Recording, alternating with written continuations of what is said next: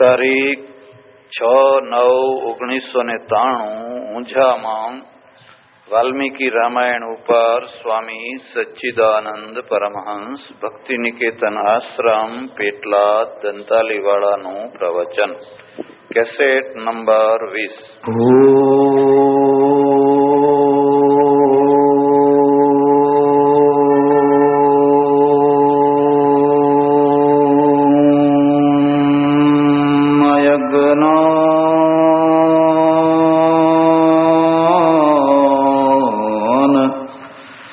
तिमिरान्धस्य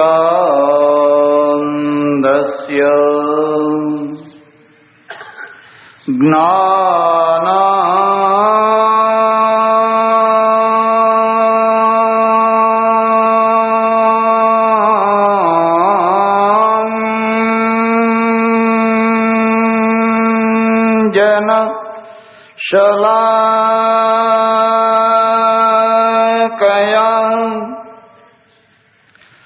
चक्षुरुन्मीलितं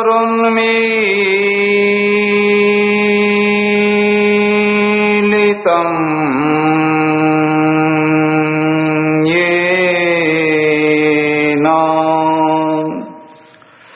तस्मै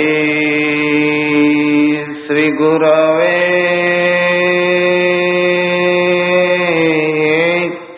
नमः. मूकं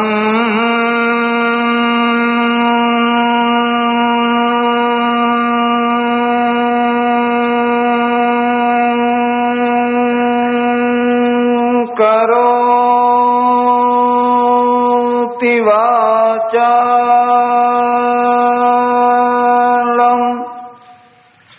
पंगुं लंघयते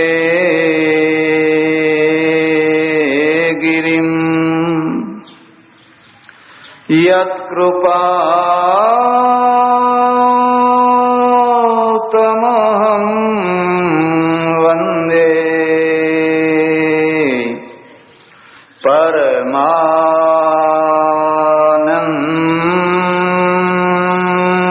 परमानन्द माधवम्.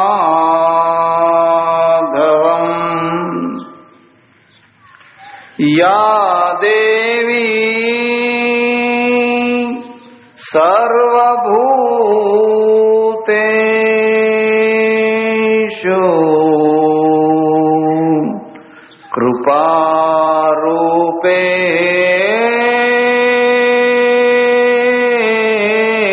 कृपारूपेण संस्थिता. नमस्तस्यै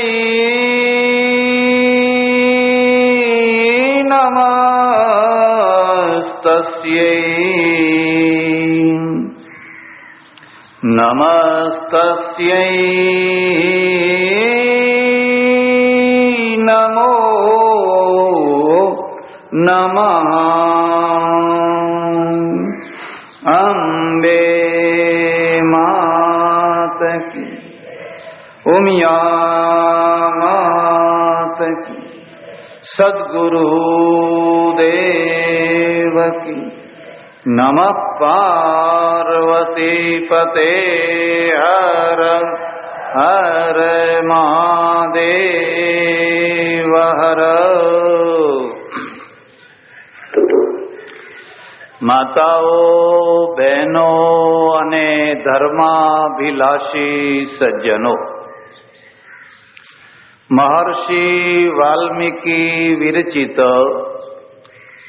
રામાયણની કથાના માધ્યમથી યુગને અનુરૂપ, સમયને અનુરૂપ એવા ધર્મની ચર્ચા ચાલી રહી છે. રામાયણમાંથી એક ખાસ સમજવા જેવી વાત છે. રામાયણ ખોજ ગ્રંથ છે, શોધ ગ્રંથ છે. હનુમાન શોધવા નીકળ્યા છે, રામ શોધવા નીકળ્યા છે. જિંદગીમાં તમે જોશો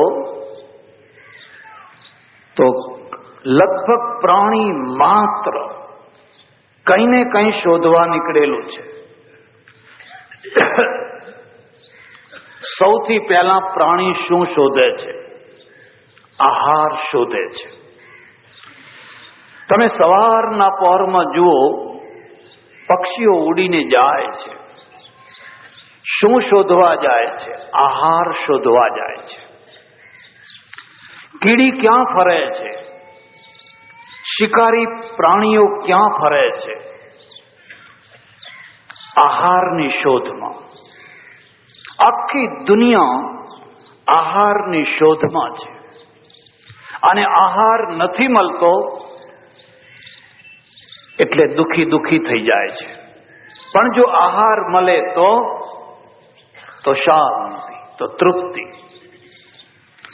ઈશ્વરે બહુ દયા કરી, માણસને આહાર લેતો કર્યો, નહીં તો જીવનમાં રસ જ ન હોય.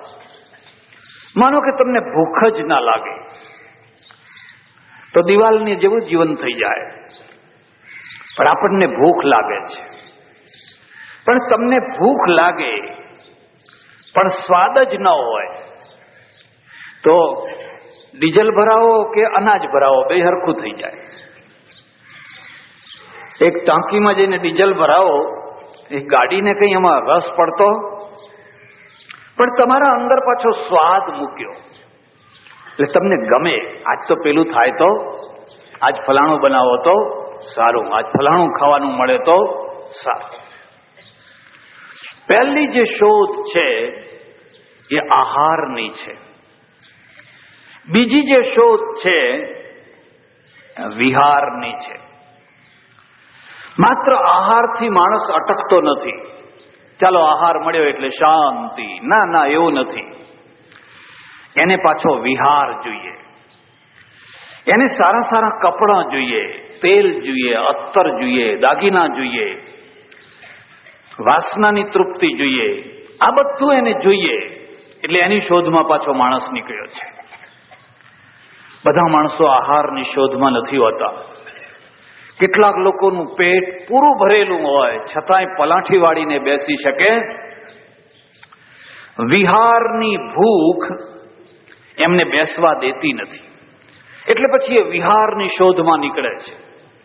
અહીં જવું કે અહીં જવું, અહીં જવું કે અહીં જવું, અહીં જવું કે અહીં જવું.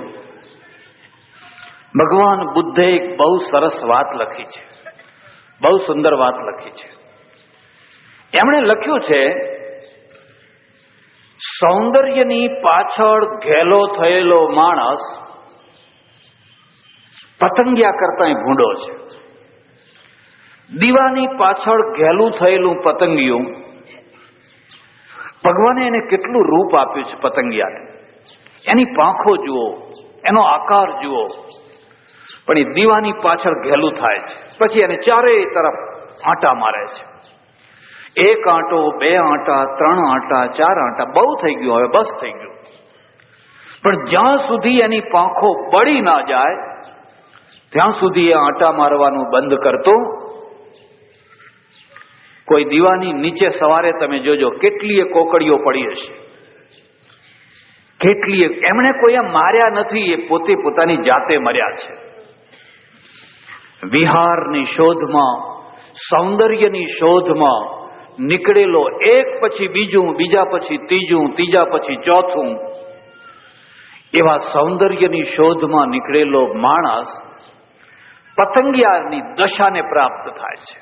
એની કોકડીઓ થઈ જાય છે. એને જ્યારે રોગ વળગે અને યુવાવસ્થામાં જ્યારે ઘડપણ આવે ત્યારે એની કોકડી જોજો તમે. અત્યારે યુવાવસ્થા છે,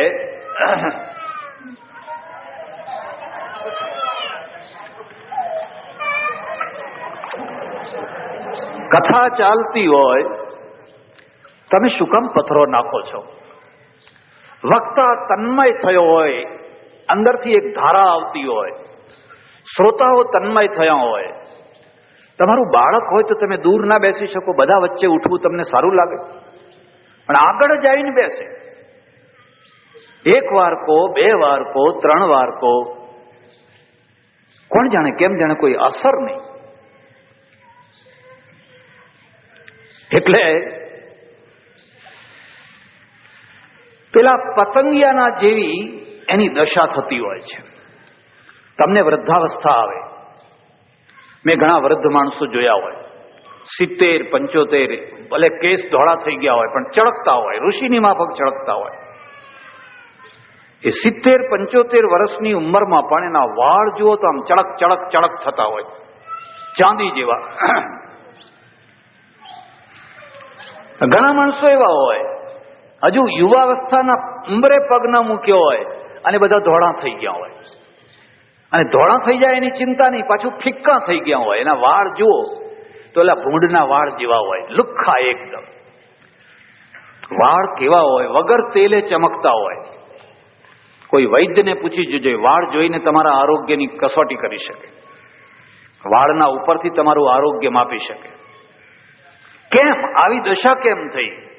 કોણ એનો દુશ્મન છે? એનો દુશ્મન એના અંદર બેઠેલો છે, પોતાના અંદર બેઠેલો છે. એક આહારની શોધમાં નીકળ્યો માણસ, એક વિહારની શોધમાં નીકળ્યો, અને વિહાર છે એને મર્યાદામાં રાખવા માટે લગ્ન સંસ્થા કરી. પુરુષ એક પત્ની, બસ બરાબર, સંતોષ કરો, તૃપ્તિ કરો. ઘરના રોટલામાં જે સ્વાદ આવશે એ હોટલના શીરામાં સ્વાદ આવવાનો નથી. ઘરના રોટલાથી જે તમારા શરીરમાં જે ચેતના આવશે એ હોટલના મોટા બિલ ભરીને પણ એમાં એ રસ આવવાનો નથી. પાછા વળો, ઘરમાં બેસો, ઘરમાં સ્થિર થાઓ. તમારું સુખ તમારા ઘરમાં છે. જે શોધવાનું હતું એ શોધાઈ ગયું છે, અને એમાં શાંતિથી હવે બેસો. એક માણસ છે, એની આહારની શોધ પૂરી થઈ ગઈ, વિહારની શોધ પૂરી થઈ ગઈ. હવે ઐશ્વર્યની શોધમાં નીકળ્યો છે, ધનની શોધમાં, ઐશ્વર્યની શોધમાં. Vasco da Gama, Columbus, Sikandar કોઈ આહારની શોધમાં નતા નીકળ્યા કે કંઈક જઈએ તો રોટલો મળે. અને રોટલા માત્રમાં બેસી રહેનારી પ્રજા તો સૌથી અધમમાં અધમ હોય છે. બસ કંઈક રોટલો મળે, એક માસ્તર થઈ જવું, પછી ભણાવું કે ના ભણાવું, નિશાળ જવું કે ના જવું, પગાર મળે બસ, પછી પેન્શન મળે, પછી બસ, પછી શેર થોડા ખરીદો. અરે આ તો માત્ર રોટલામાં પ્રજા અટકી ગઈ. રોટલામાં અટકેલી પ્રજા કદી મહાન નથી થતી હોતી. પેલો જે દરિયો ડખોડતો હતો એ રોટલાની શોધમાં નહીં, કોઈ વિહારની શોધમાં નહીં. વિહાર તો એને છોડવા પડ્યા હતા, તપ કરવું પડ્યું હતું. પત્નીનું મોઢું જોવાનું ના મળે, સારું સારું ખાવાનું ના મળે, અરે સારું પાણી પીવાનું ના મળે. પણ છતાં એ 9 મહિના સુધી દરિયામાં ને દરિયામાં, દરિયામાં ને દરિયામાં ફરતો હતો. કેમ? એની એક જ ઈચ્છા હતી, મારા દેશને હું મહાન બનાવું, મારી પ્રજાને હું કંઈક ભેટ આપું, મારી પ્રજાને એવી ભેટ આપું કે આખી દુનિયામાં એનો ઝંડો ફેરે. એટલે એક માણસ છે ઐશ્વર્યની શોધમાં નીકળેલો છે. મારે ત્યાં એક છોકરો આવ્યો, મને કે મહારાજ મારે નોકરીનું રાજીનામું આપવું છે, તમારી સલાહ લેવા આવ્યો છે. તો મેં કહ્યું ભાઈ નોકરીનું રાજીનામું અપાતું હશે, અત્યારે નોકરીઓ મળતી નથી, અને તું નોકરીનું રાજીનામું કેમ આપે છે? શું નોકરી કરે છે? એ મ્યુનિસિપાલિટીમાં છું અને 2400 રૂપિયા પગાર મળે છે. તમે કહું સારું કહેવાય, અત્યારે એ નોકરી છોડાય નહીં, તું છોડતો નહીં. ના કે તમને ખબર નથી. મને કહો આ જે અંબાણી છે ને એ પેલા માસ્તર હતા એમ, અને માસ્તરનું રાજીનામું આપીને છૂટા થયા તો અંબાણી થયા એમ. હવે હું આ 2400 રૂપિયામાં પડ્યો રહું તો હું કદી ઊંચો આવી શકું? મેં કહ્યું બધા માસ્તરો અંબાણી ના થઈ શકે. બધા માસ્તરો વિચાર કરે કે આ અંબાણી પેલા માસ્તર હતા ને એડો આપણે બધા રાજીનામા આપીએ. અરે એ માસ્તર હતો ત્યારે એ અંબાણી જ હતો. હીરો જયારે પગમાં બંધાયો હતો ત્યારે એ હીરો જ હતો. પછી મુગટમાં બંધાયો ત્યારે હીરો નતો થયો, એ પગમાં હતો ત્યારે હીરો જ હતો. પણ પરિસ્થિતિએ એને માસ્તર બનાવ્યો હતો. મેં એને બહુ સલાહ આપી પણ કે ના માની, રાજીનામું આપી દીધું. 6 મહિના થતા થતા ખબર પડી કે છોકરાએ આત્મહત્યા કરી નાખી. રાજીનામું આપી અને અંબાણી થવા નીકળ્યો, પહોંચી ગયો ભગવાનના ત્યાં. કેમ? ઐશ્વર્યની શોધમાં નીકળ્યો છે માણસ, પણ સમજતો નથી કે એના બાવડા કેટલા છે, એની તાકાત કેટલી છે. ઊંઝાના ગંજ બજારમાં એક માણસ રોજના કરોડનો સોદો કરતો હોય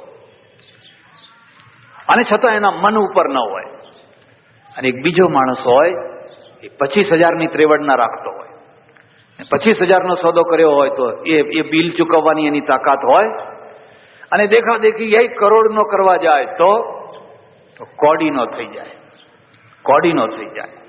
પણ માણસ છે સંપત્તિની શોધમાં નીકળેલો છે, અને સંપત્તિની શોધમાં નીકળવું એ કોઈ પાપ નથી. તમને હું બાવા નથી બનાવવા માંગતો, ગાગળ બામ મહલ્લે નહીં. સંપત્તિની શોધમાં નીકળવું, પણ આપણી તાકાત જોઈ, આપણી સ્થિતિ જોઈ, આપણી યોગ્યતા જોઈ. હું તો ઘણી વાર લોકોને કહું છું, બાપ દાદાનું ગામ છોડીને બહાર નીકળો, અને ગામમાં ને ગામમાં રહેશો તો કદી ઊંચા નહીં આવો. અને બહાર નીકળો એટલું જ નહીં, ધંધો બદલો. જે તમારા બાપ દાદાનો ધંધો હોય એ બધો બદલો. આ ખેડૂતો છે, એ ખેડૂતો બધા ગામડામાંથી ઊંઝામાં આવ્યા અને હળ પકડવાની જગ્યાએ ત્રાજવું પકડ્યું તો બંગલાવાળા થયા. અને હળને હળ પકડ્યું હોત તો, હળની જગ્યાએ ત્રાજવું ના પકડ્યું હોત ને હળને હળ પકડી રાખ્યું હોત તો આજે પણ એમના ઉપર એનું એ દેવું હોત, જે દેવું એમના બાપ દાદાઓ ભરતા હતા એનું એ જ દેવું હોત. બહાર નીકળો. પાલનપુરના વાણિયા જુઓ, ઠેઠ મુંબઈ પહોંચ્યા, સુરત પહોંચ્યા અને હીરાના વેપારમાં ઝંપલાવ્યું. અબજોપતિ, કરોડોપતિ નહીં, અબજોપતિ. કોઈ વાર સુરત જાઓ તો વરાછા રોડ ઉપર જોજો, તમને એમ લાગશે કે આખું કાઠિયાવાડ અહીં વસી ગયું છે. વરાછા રોડ ઉપર કઠિયા ક્યાં હાલ્યા, એમ કાઠિયાવાડ જ કાઠિયાવાડ તમારે. અને એ કાઠિયાવાડના પટેલો બધા દરબારોના ત્રાસથી દબાઈ ગયેલા, મરી ગયેલા, કચડાઈ ગયેલા, સુરતમાં આવીને હીરાના ધંધામાં પડ્યા. આજે તમે જુઓ તો જોતામાં બધા સુખી થઈ ગયા, પૈસાદાર થઈ ગયા. એટલે આપણા ત્યાં વેદમાં લખ્યું છે, ચરઈ વેતી, ચરઈ વેતી, ચરઈ વેતી, ચરઈ વેતી. અને દુનિયાના નકશા ઉપર તમે જોશો તો જે સાહસી પ્રજા છે, પહેલા નંબરની પ્રજા છે, એ ફરતી જ રહી છે. અને જે છેલ્લા નંબરની પ્રજા છે ને, એ પલાઠી વાળીને બેઠી છે, બેઠી. કુવામાં પાણી હોય કે ન હોય, બનાસકાંઠો હોય કે પંચમહાલ હોય, એ ત્યાં ને ત્યાં બેઠી છે. જેમ બેસકોર બેઠેલું ઢોર હોય અને ઢોર ઊંચું ના થઈ શકે એમ બેઠી છે. એ લોઅર પ્રજા છે. સુપર પ્રજા હંમેશા ફરતી રહી છે. એક પ્રજા, એક વ્યક્તિ તો ઐશ્વર્યની શોધમાં નીકળેલી વ્યક્તિ છે. પણ એક વ્યક્તિ એવો હોય છે જે જ્ઞાન વિજ્ઞાનની શોધમાં નીકળ્યો હોય છે. બસ એને પૈસો નથી જોઈતો, એને જ્ઞાન અને વિજ્ઞાન જોઈએ છે. અમારે ત્યાં એવા કેટલા પંડિતો થયા, કેટલા પંડિતો થયા જેમણે જ્ઞાનના પાછળ કદી આહારના તરફ ધ્યાન ના આપ્યું. વાચસ્પતિ મિશ્ર, ષડદર્શનાચાર્ય, અદ્ભુત વ્યક્તિત્વ, અદ્ભુત પાંડિત્ય, ગજબનું પાંડિત્ય. બસ જ્યારે જુઓ ત્યારે એનું મન છે ને 6 દર્શનોનો વિદ્વાન, અને 6 દર્શનો ઉપર એટલી સરસ ટીકાઓ લખેલી છે કે આજે પણ લોકો એને બહુ માનથી યાદ કરે છે. પણ જ્યારે જુઓ ત્યારે કલમ લઈને બેઠા હોય, લખતા 9મી 10મી શતાબ્દીમાં થયા, એટલે 1000 વર્ષ ઉપર થયા. પરિણ્યા, પત્ની આવી. પણ આ સ્ત્રીઓના માટે છે ને, સાહિત્યકારના પાસે એક પહેલેથી શોખ બેઠી હોય, એનું નામ કલમ. એ કલમમાંથી નવરો થાય. સાહિત્યકારની પત્ની હોય, કવિની પત્ની હોય, એ તો શોખવાળી પત્ની હોય, અને માથા કૂટતી હોય કે જ્યારે જુઓ ત્યારે. એટલે મોટા ભાગે બધા કવિઓની પત્નીઓ એમના પતિઓથી અસંતુષ્ટ જ હોય, કારણ કે એ કંઈ ને કંઈ કાગળ લઈને બેઠા હોય. હવે પેલીને બધું જરા આ બધું ફરવું હરવું આમ જોઈતું હોય, અને આ લઈને બેઠા હોય.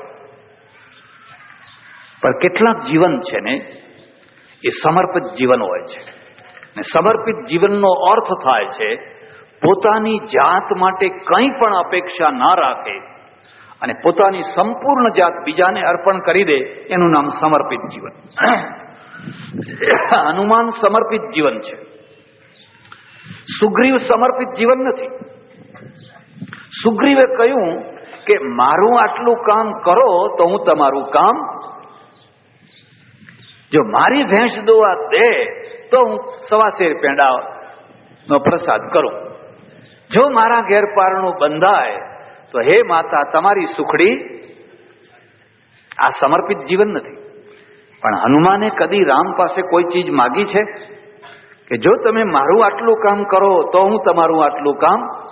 આ સમર્પિત જીવન છે. મહાદેવ દેસાઈ સમર્પિત જીવન છે. બસ ગાંધીજીને સમર્પિત. ગાંધીજી જે કહે એ કરવાનું, પડ્યો બોલ ઉપાડી લેવાનું. એટલે ગાંધીની સાથે મહાદેવ દેસાઈ અમર થઈ ગયા. એમ કેટલાક જીવન સમર્પિત હોય છે. પોતાની જાત માટે એમને કોઈ અપેક્ષા નહીં, પણ જેને એ સમર્પિત થયા હોય એના માટે એ સર્વસ્વ કરી નાખે.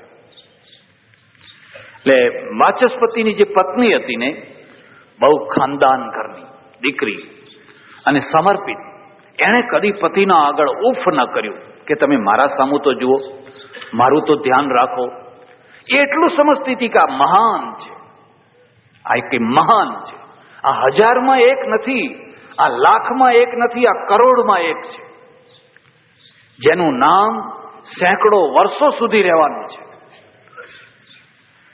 એટલે લખ્યા કરે. રાત પડી ગઈ. પેલી એરંડાના તેલની દિવેલ, એ દિવેલ ઝાંખી થઈ, હે ને, મોગરો વળે ને, મોગરો વળ્યો, પ્રકાશ ઓછો થયો. આ તો લખ્યા જ કરે છે. પેલી પત્ની છે ને એ આવીને બેઠીને મોગરાને ખંખેર્યો, દિવેટ આગળ કરી, પ્રકાશ વધ્યો. એ પેલા આમ જોયું કે આ પ્રકાશ કોણે વધાર્યો. આમ જોયું તો એની પત્ની બેઠેલી છે, અને એની પત્ની, એનો ચહેરો છે ને, ચહેરો બોલતો હોય છે, આંખો બોલતી હોય છે, જીભને બોલવાની જરૂર નથી. એમાંથી 1000 વાતો નીકળે છે. પત્ની સાથે 4 આંખો મળી, અને પેલી પત્ની, અંતે તો સ્ત્રી એ સ્ત્રી છે ને, એની આંખમાંથી આંસુ વહેવા લાગ્યા, ધડ ધડ ધડ ધડ ધડ. વાચસ્પતિએ કહ્યું, અરે તું કેમ રડે છે? શા માટે રડે છે? તારે શું જોઈએ છે? તમને ખબર નથી, આપણે બેયની ઉંમર હવે ઢળવા માંડી. તમે કાલે દેવ થઈ જશો, હું દેવ થઈ જઈશ. આપણું નામ કેવી રીતે રહેશે? બધું ફનાફાતિયા થઈ જશે. એક બાળક હોય, આપણું નામ રાખે, તમારું નામ રાખે, એવું એક તેજસ્વી બાળક હોય, એવા બાળકની ભૂખ છે, મારું નામ રાખે. વાચસ્પતિ હસ્યા.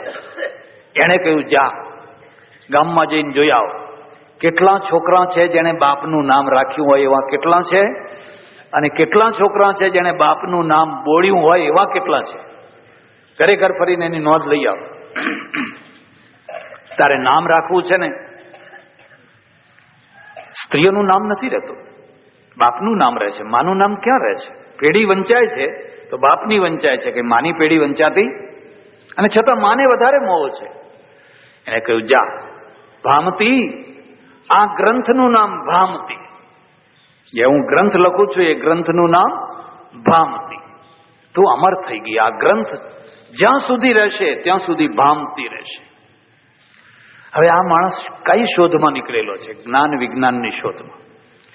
એને તમે નોટો ગણવા બેસાડો તો એને ના ફાવે, કંટાળો આવે, ત્રાસ આવે. તમે એને બીજા કોઈ કામમાં બેસાડો તો એને નહીં ગમે. એ તો જ્ઞાન વિજ્ઞાનની શોધમાં નીકળેલો છે. અને જે દેશમાં જ્ઞાન વિજ્ઞાનની શોધ કરનારા માણસો વધારે થયા હોય એ દેશ અગ્રગણ્ય બની જાય. મસ્તિષ્ક આગળ ચાલતું હોય છે, પગ આગળ નથી ચાલતા હોતા. યુરોપ કેમ આગળ થયું અને ભારત કેમ પાછળ પડ્યું? યુરોપ એટલા માટે આગળ થયો કે જે કોઈ નીકળ્યો ને એ પ્રયોગશાળામાં ગયો, ને પ્રયોગશાળાના દ્વારા યુરોપ આગળ આવ્યો. યુરોપ એટલે પ્રયોગશાળા. જર્મની એટલે પ્રયોગશાળા, નવા નવા પ્રયોગો પ્રયોગો પ્રયોગો પ્રયોગો, વિજ્ઞાન વિજ્ઞાન વિજ્ઞાન વિજ્ઞાન વિજ્ઞાન. અને વિજ્ઞાને આખા યુરોપ ને પશ્ચિમને સુપર તાકાત બનાવી દીધી. બેમાં ફરક આટલો છે. આપણા ત્યાં શું થયું કે જે કોઈ ક્રીમ વર્ગ હતો, બુદ્ધિશાળી અત્યંત મેધાવી વર્ગ હતો, એ હિમાલય તરફ દોડ્યો.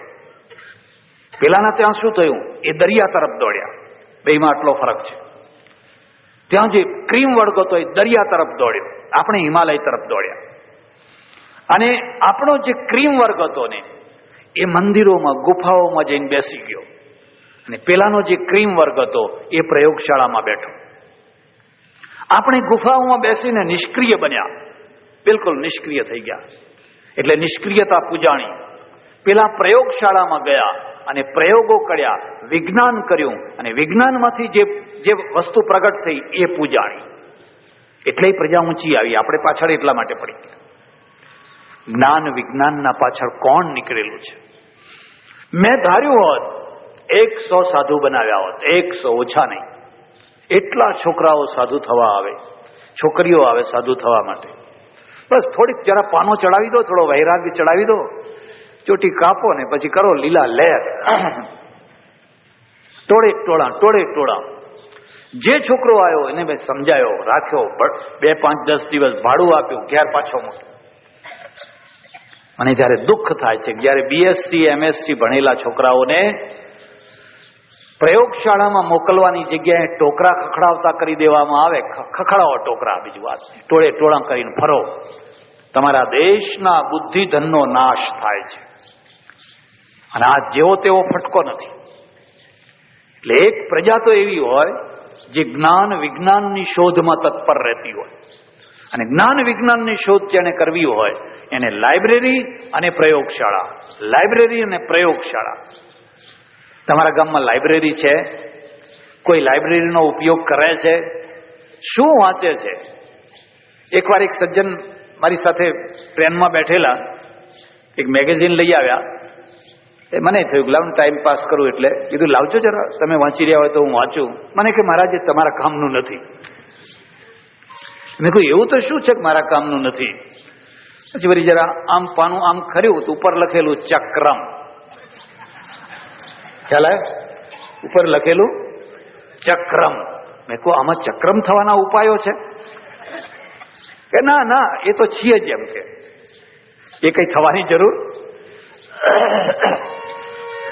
તમારી લાઇબ્રેરીમાં કેટલા પુસ્તકો પડ્યા છે, જ્ઞાન વિજ્ઞાનના ઢગલા, ઋષિ મુનિઓનાથી માંડીને આધુનિક વૈજ્ઞાનિકો. કોણ વાંચે છે?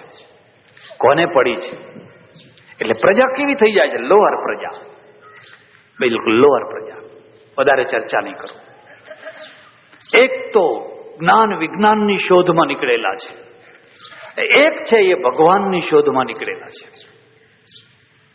આ એ કોઈ શોધ ખોટી નથી, પણ નીકળ્યા ભગવાનની શોધમાં અને પછી આહારથી જ બસ અટકી ગયા. વાત ભગવાનની, પણ અટકી ક્યાં ગયા? આહારમાં. મારે ત્યાં એક સજ્જન આવ્યા, મને કે તમારા વૃદ્ધાશ્રમમાં દાખલ થવું છે. મેં કહું થાવ, ખુશીથી. પછી બીજે જઈને તપાસ કરી કે અહીં લાડવા ક્યારે થાય છે, મહિનામાં કેટલી વાર લાડવા થાય છે. એટલે કોઈએ કહ્યું પેલું બોર્ડ જોયા હોય, એમાં જે જુદો કલર વાળું નામ છે ને એ લાડવાનું નામ છે. હવે આ સાધના કરવા નીકળ્યા છે, પણ ખરેખર સાધના કરવા નીકળ્યા આહારમાં અટકી ગયા. બસ ખાઈ પીને પડ્યા રહ્યા, પ્રજા મરી ગઈ. પણ શોધ જે છે એ 2 પ્રકારની છે. એક તો તમે નવી વસ્તુ શોધવા નીકળ્યા છો, અને એક તમારી ખોવાયેલી વસ્તુ શોધવા નીકળ્યા છો. 4-5 દિવસ થયા હશે, રાતના 10-11 વાગે આવીને લોકોએ દરવાજો ખખડાયો, બૂમા બૂમ કરી દીધી, ખોલો ખોલો ખોલો.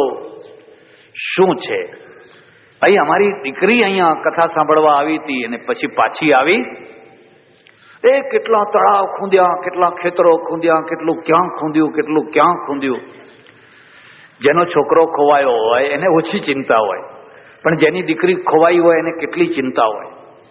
પછી મેં કહ્યું ભાઈ આ ઉપર છત બધું જોયા હો, કઈ કોઈ ઉપર જઈને કોઈ ના ગયું હોય? રીસનું માર્યું આવ્યું હોય, કંઈ ઘરમાં ઝઘડા થયા હોય અને પછી હંતાઈ ગયું હોય. પોતાનું માણસ ખોવાયું છે. અને માણસમાં એવો માણસ ખોવાયો છે જે લાખમાં એક નથી, કરોડમાં એક છે. સીતા કોણ છે? બધી સ્ત્રીઓ સીતા નથી. હાલતી ચાલતી બધી સ્ત્રીઓ કઈ સીતા નથી હોતી. બધી સ્ત્રીઓ રામની સાથે વનમાં જવા તૈયાર થતી હોતી. તમે જાઓ એમ કે હું તો મારે પિયર જઈશ એમ કે મારાથી એ નહીં સહન થાય. અરે પિયરની વાત જવા દો, બંગલામાં રહેવા તૈયાર નથી. એને સુખ આપો તો સુખમાંય રહેવા તૈયાર નથી. લાખમાં એક.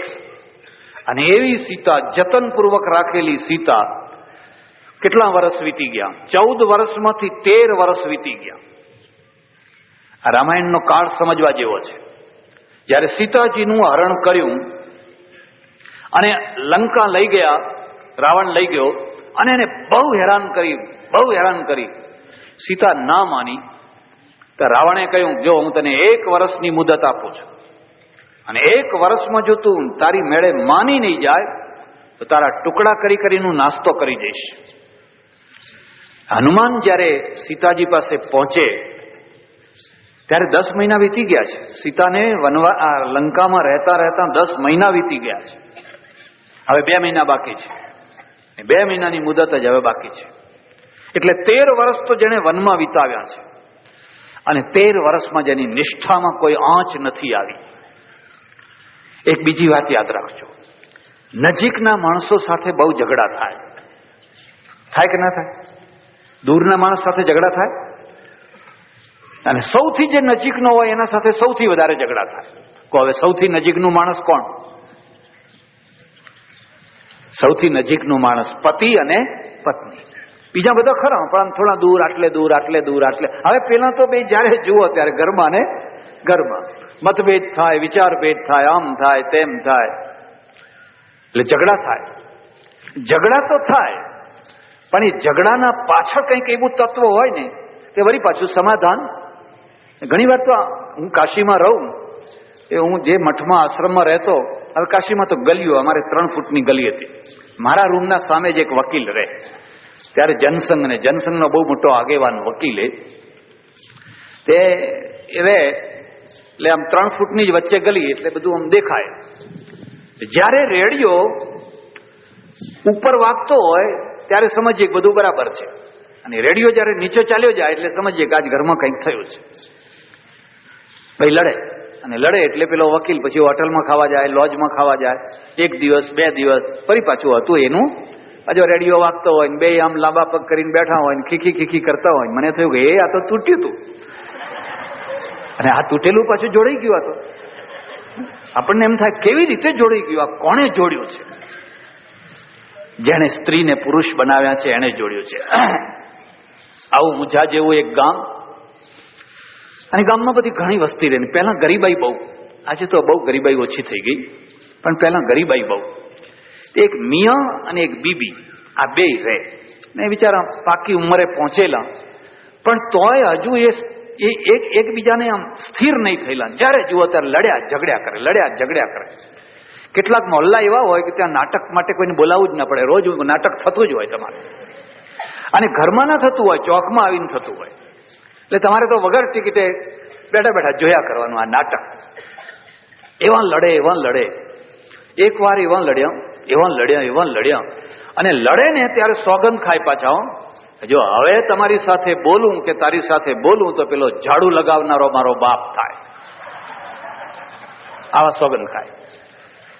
બન્યું એવું કે શિયાળાની કડકડતી ઠંડી, અને કડકડતી ઠંડીમાં ઘરમાં ઓઢવાનું પૂરતું નહીં, એટલે પેલી બીબી છે ને બિચારી શું કરે, સ્ત્રીઓને તો મહેનત જ કરવાની. પતિ કમાતો ન હોય, વળી રૂઆબ ઘણો રાખતો હોય, એટલે પેલી બાઈ જેમ તેમ કરીને ઘર પૂરું કરે. કોઈની ખેતરની વાડમાંથી પેલા ભૂમલા લઈ આવે થુરિયાના, અને તાપ કરે. તે સગડી કરેલી, તાપ કરેલો, અને બેઠી તાપે. મિયાને ઠંડી લાગી, પણ બેઠેલા, પણ હવે ઠંડી લાગી એટલે એ આવીને બેઠા. પણ એકનું મોઢું આમ ને એકનું મોઢું 36 નો આંકડો જોજો. છગડો આમ ને તગડો. કેટલાક ઘરમાં 36 હોય, છગડો આમ હોય ને તગડો ને કેટલાક ઘરમાં 63 હોય. હવે બે આંકડા એના એ જ છે, પણ 63 એ મોઢું આમ ને છગડાનું મોઢું આમ ને તગડાનું મોઢું. તમારા ઘરમાં શું છે, 36 છે કે 63 છે? ઘેર જઈને તપાસ કરજો, અહીં ના કરતા પાછા. જેના બહુ ભાગ્ય હોય એને 63 નો આંકડો મળે, અને જેના ભાગ્ય બિલકુલ ફૂટી ગયા હોય એને 36 નો આંકડો મળે. કોઈ સંત મળે, કોઈ મહાપુરુષ મળે રે છગડાને અહીં મૂકે ને તગડાને અહીં મૂકે, લીલા લહેર. હવે ઘરમાં લીલા.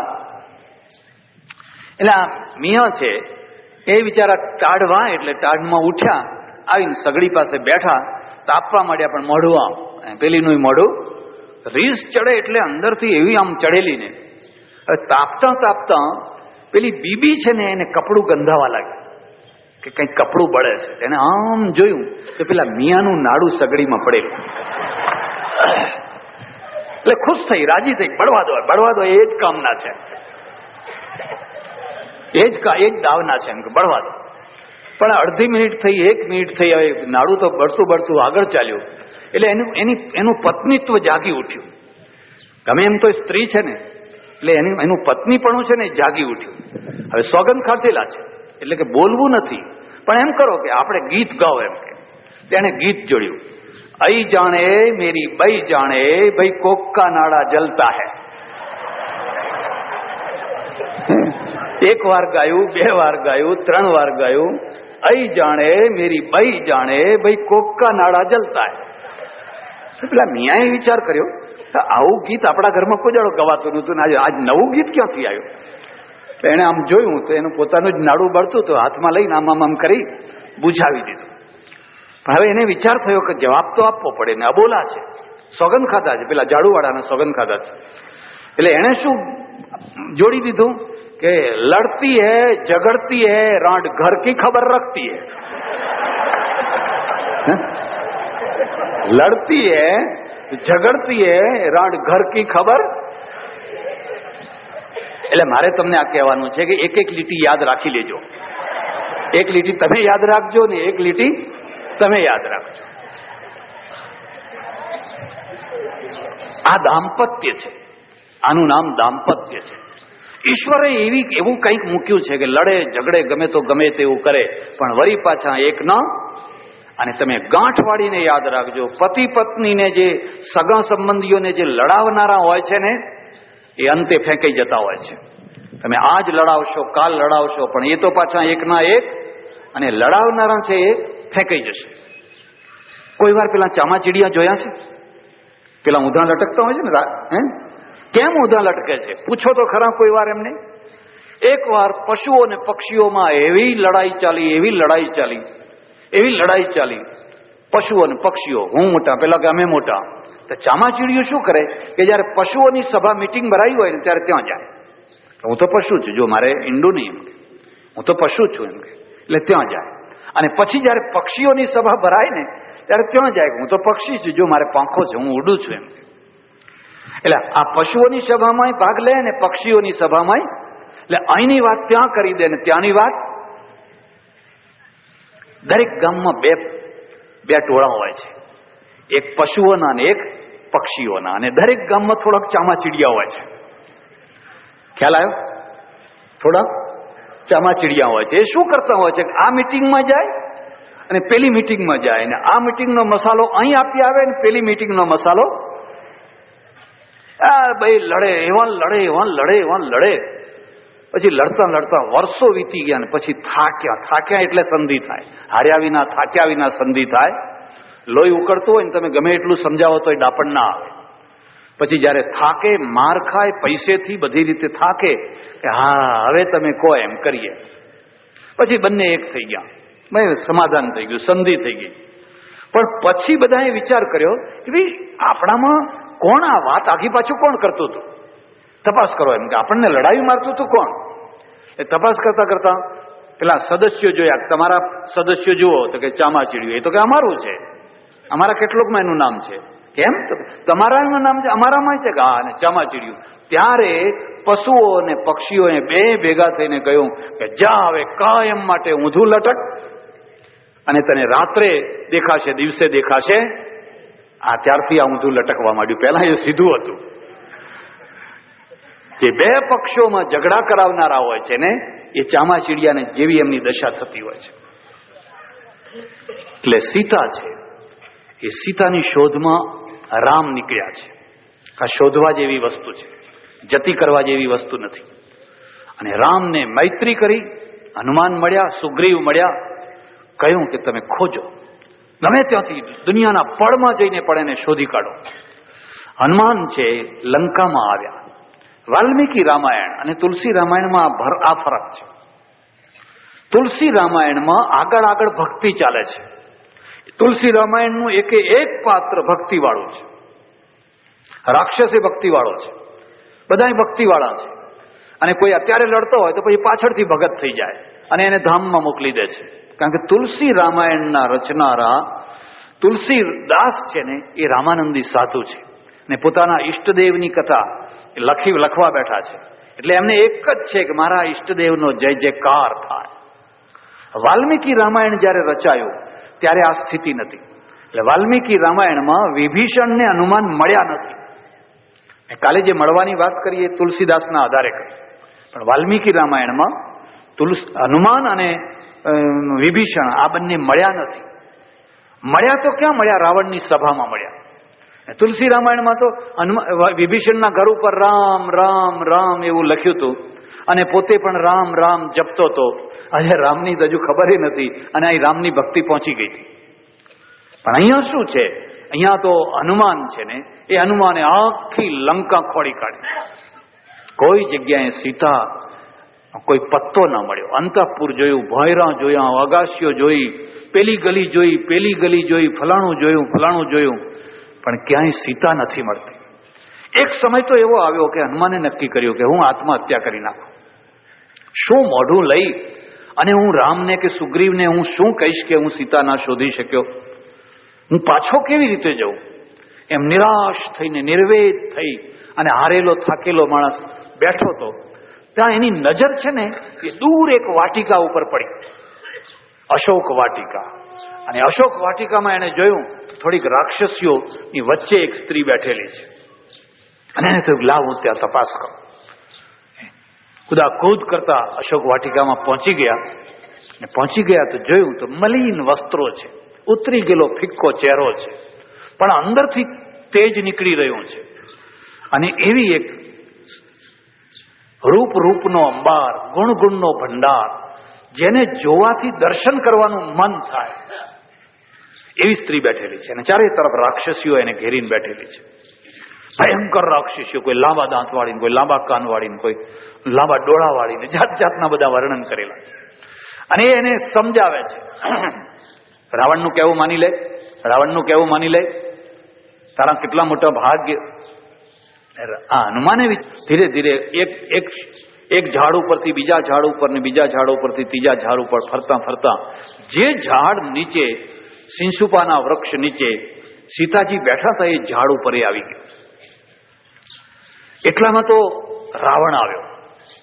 અને રાવણનું વર્ણન છે કે રાવણ 100 દાસીઓ લઈને આવ્યો અને કેટલી બધી વસ્તુઓ, ખાવાની, પીવાની, દર, દાગીના, ફલાણું કપડું, જાત જાતનું. સ્ત્રીઓની શું અપેક્ષા હોય છે? સ્ત્રીઓનું પતન કેમ થાય છે? ગરીબ ઘરની છોકરી છે, કોલેજમાં જાય છે, પૈસાદારની છોકરીઓ બધું લઠિયા પઠિયા આમ તેમ બધું પહેરીને આવે છે. અને પછી એને મન થાય છે કે મારે આવવું હોય તો, મારા ઘરમાં આવું નથી પણ મારે આવવું હોય તો સારું. અને પછી એવું આપનારા એને મળી રહે છે, પણ એ આપનારા એનું બધું લૂંટી લે છે. એમને એમ કોઈ આપતું, એનું જે છે એ બધું લૂંટીને એને આપે છે. અને આ લૂંટાઈ ગયેલો સ્ત્રી જીવન બરબાદ કરી બેસે છે. ખાલી એક લિપસ્ટિક માટે, એક પાવડર માટે, એક ફલાણું માટે. કેમ? પિત્તળ છે, પિત્તળ. સોનું તો અરે તમે કશું ના પહેરો તોય રૂપાળા છો. કસ્તુરબા ગાંધી ખાલી ખાદીની સાડી પહેરે તોય દેવ જેવી દેખાય. મોહ ઉતરે તો આ દુર્ભાગ અંદરથી જે ખોટા આકર્ષણો છે એ દૂર થાય. તો સીતાએ કોઈ શણગાર નથી કર્યો. અને કપડું બદલ્યું નથી, મેલું કપડું છે. અને છતાંય એના ચહેરા ઉપરથી તેજ નીકળી રહ્યું છે. રાવણે વિચાર કર્યો કે એને દાગીના આપું, નવી નવી સાડીઓ આપો, ફલાણું આપો, ફલાણું આપો, ફલાણું આપો. સ્ત્રીની તાકાત કેટલી, તો તરત જ રાજી રાજી થઈ જાય. ઓ અમારા ઘરવાળો કદી આવું લાવતો જ નથી, એમ કે બુહલા જ લાવે છે. આટલી 100 દાસીઓને લઈ અને આવ્યો. વાલ્મીકી રામાયણમાં લખ્યું છે કે રાવણનું એટલું તેજ હતું કે તેજના કારણે હનુમાન અંજાઈ ગયા, તે ઉપરની શાખામાં જતા રહ્યા. આ તો આટલો તેજસ્વી પુરુષ છે. મેં કાલે તમને કહ્યું હતું, રાવણ તો રોજ અગ્નિહોત્ર કરે છે, વેદોની રીચાઓ બોલે છે, પાઠશાળા છે, કેટલા વિદ્યાર્થીઓ પાઠશાળામાં વેદ ધ્વનિ કરે છે. હનુમાન જ્યારે લંકામાં ગયા તો એણે જોયું તો સાંજના ટાઈમે કેટલાય લોકો બેઠા બેઠા માળા ફેરવે છે, સ્મરણ કરે છે, કોઈ કંઈ કરે છે. એટલે નાસ્તિક નથી, કોઈ નાસ્તિક નથી, સારામાં સારો માણસ છે. પણ સારામાં સારો માણસ પણ કોઈ વાર એવી હઠે ચડી જાય, એવી હઠે ચડી જાય કે મરી જાય ત્યાં સુધી એ હઠને છોડે. એટલે રાવણ આવ્યો, દાસીઓ બધી ઊભી થઈ ગઈ. સીતાએ નીચું જોયું અને રાવણ છે ને એને કાકલુદી કરે છે, તું માની જા, તું માની જા, જો તારા માટે શું શું લાવ્યો છું, આ લે, આ લે, આ લે, આ લે, આ દાગીનો ફલાણી જગ્યાએ ઘડાયેલો છે, આ સાડી તો મદુરાઈની છે, આ બનારસી છે, આ તો જાપાનની છે, આ તો ફલાણી છે, અહીં જોવાય ના મળે. સીતા ઊંચી આંખ નથી કરતી, એ જોવાની વાત તો દૂર રહી, પણ ઊંચી આંખ નથી કરતી. અને એટલું લલચાવે છે, એટલું લલચાવે છે.